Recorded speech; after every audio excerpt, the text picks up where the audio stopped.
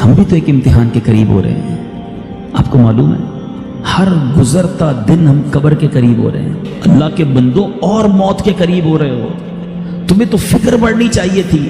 امتحان کی ڈیٹ قریب آتی تھی ہم بے چین ہو جاتے تھے. ہر روز میں قبر کے قریب ہو رہا ہوں, کبھی تو بے چینی ہو.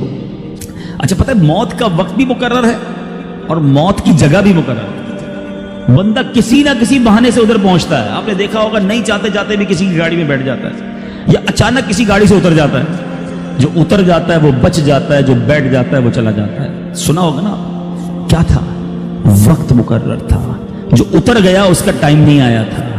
اٹ مینز آگاہ اپنی موت سے کوئی بشر آگاہ اپنی موت سے کوئی بشر نہیں. سامان 100 برس کا ہے, پل کی خبر نہیں. اب سوچئے میرے بیچے اسلامی بھائیوں, جب پل کی خبر نہیں ہے تو پھر برسوں کی فکر کیوں کرتے ہو؟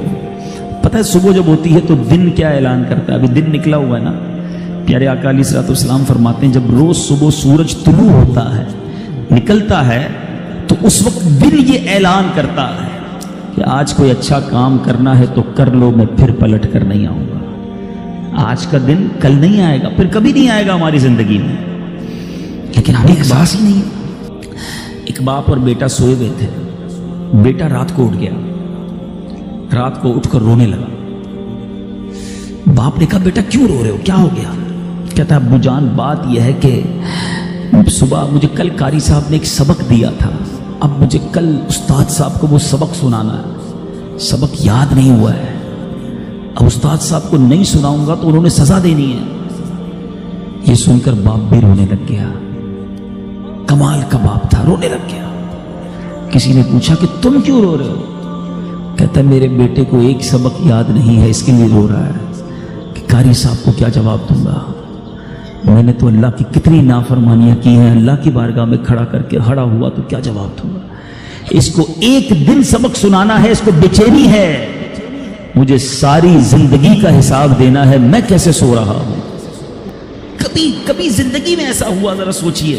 بہت سارے ایسے تو ہوں گے کہ ڈاکٹر اگر کوئی بیٹھا ہو یہاں پر تو ڈاکٹر صاحب بتائیں گے کہ ان کے پاس بہت سارے لوگ آ کر کہتے ہیں ڈاکٹر صاحب بلڈ پریشر بڑھ گیا ہے, شوگر بڑھ گئی ہے, ٹینشن میں نیند نہیں آتی. تو ڈاکٹر صاحب پوچھتے ہوں گے کہ بیٹا بھائی جان کیوں نہیں آتی نیند؟ تو کہتے ہوں گے کاروبار کی مشکل ہے, بچے جوان ہو گئے ہیں, شادی کرنی ہے, ٹینشن بہت ہے, اس لیے شوگر ہو گئی, اس لیے بلڈ پریشر ہو گیا, اس لیے نیند نہیں آتی. کوئی ایک ایسا آتا ہے ڈاکٹر کے پاس, ڈاکٹر صاحب ساری رات سو نہیں سکتا کہ میری مغفرت ہوگی کہ نہیں, میں بخشا جاؤں گا کہ نہیں, میں ایمان سلامت لے کر جاؤں گا کہ نہیں. ہو سکتا ہے آپ میں سے کوئی سوچے یار یہ کیسی باتیں کر رہے ہیں, یہ بھی کوئی ٹینشن ہے. ارے اللہ والوں کو اس کی کتنی ٹینشن ہوتی تھی. آپ کو پتہ ہے نبی پاک صلی اللہ تعالی علیہ وسلم کی ایک بڑی مشہور دعا ہے. نیو ایئر منانے والوں سنو, برتھ ڈے پر ناچنے والوں سنو. غوث پاک کہتے ہیں آج عید کا دن ہے, عید کا دن ہے. عبد القادر کے لیے عید کا دن وہ ہوگا جب اپنا ایمان سلامت لے کر دنیا سے جائے گا. حضرت شیخ عبد القادر جیلانی کا یہ عالم.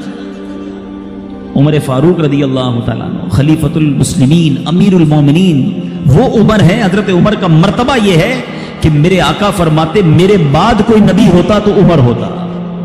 عمر جس گلی سے گزر جائے اس گلی سے شیطان نہیں گزرتا. یہ مرتبہ قطعی جنتی, گارنٹیڈ. مگر عید کے دن مدینے والوں نے کہا چلو حضرت عمر سے ملتے ہیں, ان کو بھی مبارکباد دیتے ہیں.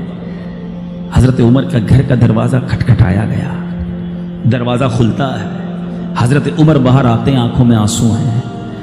لوگ حیران, اے عمر آج تو عید کا دن ہے, آج آنکھوں میں آنسو کیسے؟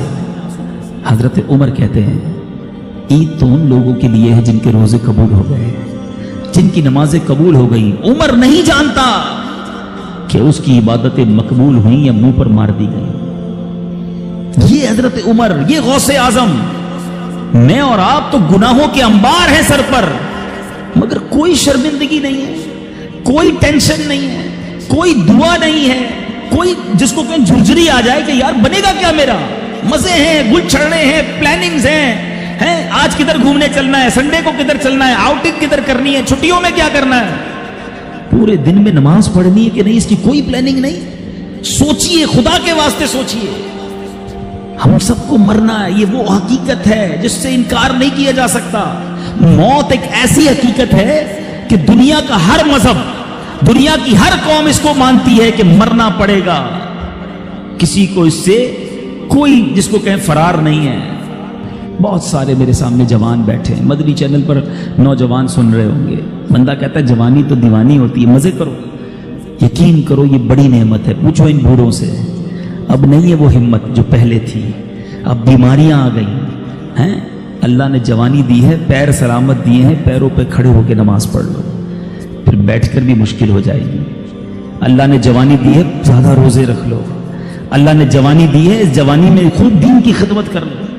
بوڑھے کہتے ہیں ہم کو کہ یار ہم بھی اب ہمت نہیں رہی، ورنہ ہم بھی مدنی قافلوں میں جاتے، ہم بھی آپ کے ساتھ دین کی خدمت کرتے، اب تو جناب تھک جاتے ہیں۔ اے جوانوں، اس دن سے پہلے عبادت کر لو جب یہ اعضاء ساتھ دینا چھوڑ دیں۔ ملتے ہیں لوگ کہتے ہیں پیروں میں ہمت نہیں، تراویح نہیں پڑی جاتی، جب ہمت تھی تو کیوں نہیں پڑی؟ اے میرے جوانوں سنو، یہ جوانی عیاشی کے لیے نہیں، اللہ کی نافرمانی کے لیے نہیں دی گئی۔